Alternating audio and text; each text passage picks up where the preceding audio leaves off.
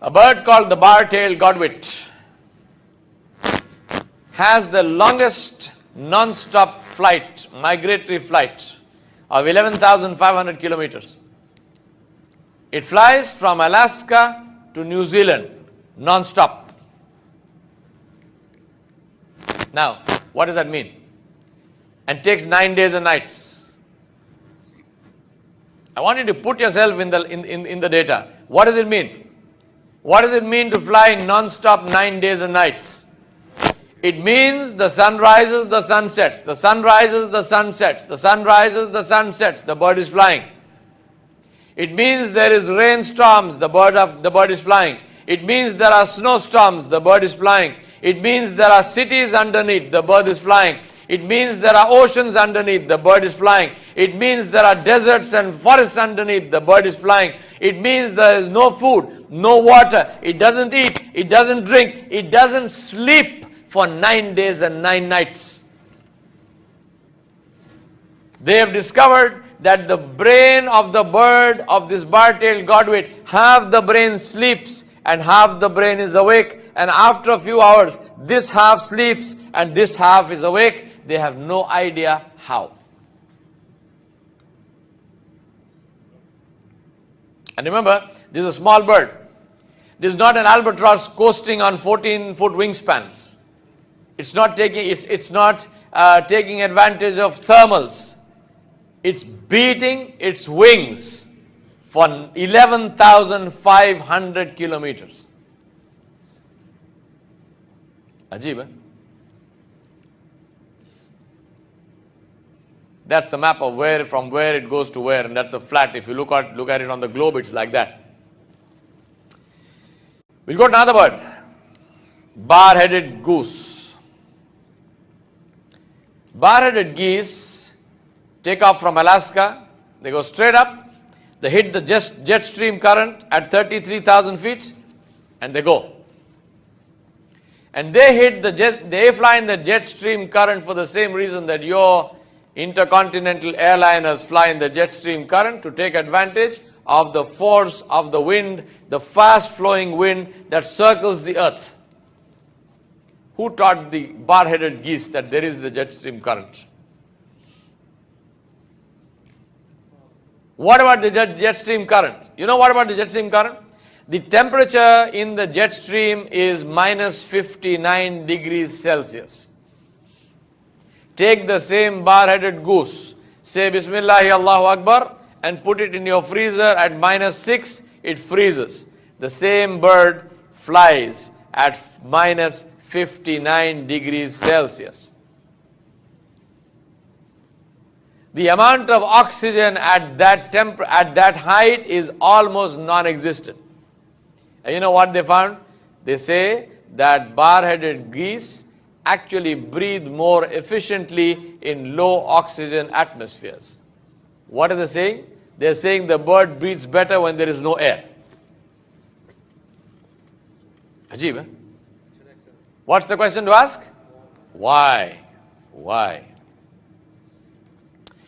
If you were the creator of birds, where would you put their food? If you were the creator of fish, where would you put their food? Allah subhanahu wa ta'ala put the food of birds, not aquatic birds. Birds which are not water birds, He put their food inside the water. And Allah subhanahu wa ta'ala put the food of fish in the air. The archer fish shoots down insects from trees and eats them. The kingfisher catches fish, and the kingfisher cannot swim.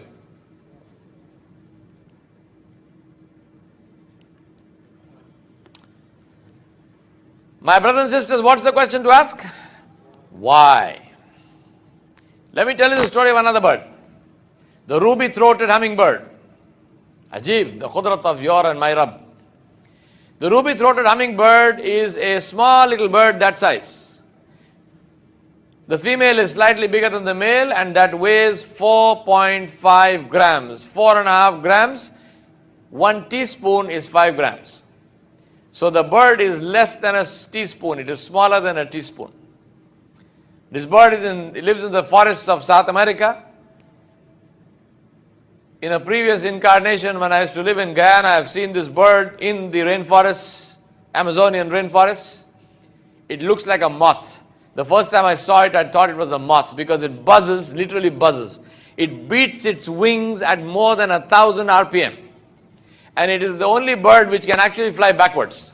So it flies upwards, backwards, up and down like that because it lives on nectar from flowers.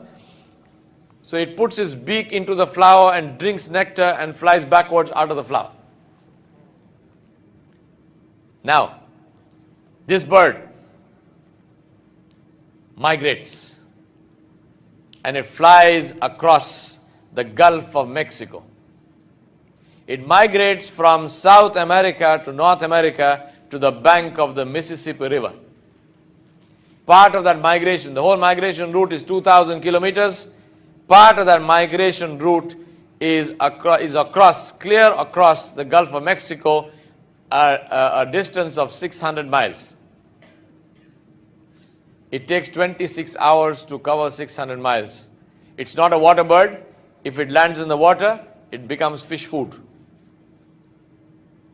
What is the meaning of saying it covers 600 miles in 26 hours? It means the sun has risen. This little bird that size is flying across the open ocean. Waves underneath, winds on top. Little bird is flying. The sun has risen. The sun is at the zenith. The bird is flying. The sun is setting. The bird is flying. The sun has set. Pitch dark night. The bird is flying. Middle of the night. The bird is flying. Does not lose direction. Does not lose speed. Does not lose energy. Doesn't stop for food. Doesn't stop for water. Sun rises again. 2 hours into the new day, the bird lands in the United States of America without a visa.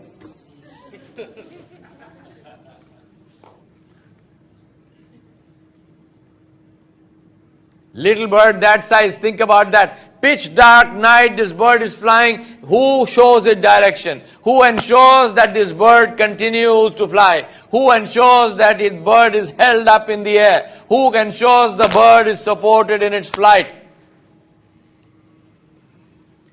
Butterflies, purple crow butterflies in Taiwan in the winter, they migrate 400 kilometers.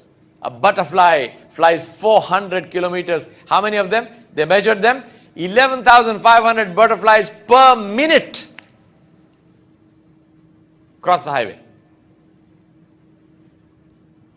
This is Allah subhanahu wa ta'ala. Who is Razzaqu dhul quwwatil mateen. He cannot give food to that little bird in South America in the middle of the rainforest. He needs to make it migrate all the way up to the bank of the Mississippi. He cannot feed the bar-tailed godwit in Alaska. He needs to send it down to New Zealand to eat. What do you think? So what's the question to ask? Why? And the answer is, so that we understand the tafsir of his kalam, where he said, أَوَلَمْ يَرَوْا إِلَى الطَّيْرِ فَوْقَهُمْ صَافَّاتٍ وَيَقْبِضْنَ مَا يُمْسِكُهُنَّ إِلَّا الرَّحْمَنُ إِنَّهُ بِكُلِّ شَيْءٍ بَصِيرٌ. Pity on us that we teach the tafsir of the kalam of Allah subhanahu wa ta'ala as if there is no creation. And pity on the atheistic scientists who research in the kainat of Allah subhanahu wa ta'ala as if there is no Allah. Pity on both of them. How many of the people, how many of our students who are reading this ayah, who are memorizing the Quran and reading Surah Al-Mulk, who are reading the tafsir of this ayah, how many of them know about the birds that Allah subhanahu wa ta'ala has created? They just say, who is it that holds the birds? Which bird? Name for me one bird. Tell me something about that bird. Zero. How will you be energized? How will you be electrified if you don't have information about what Allah subhanahu wa ta'ala has created?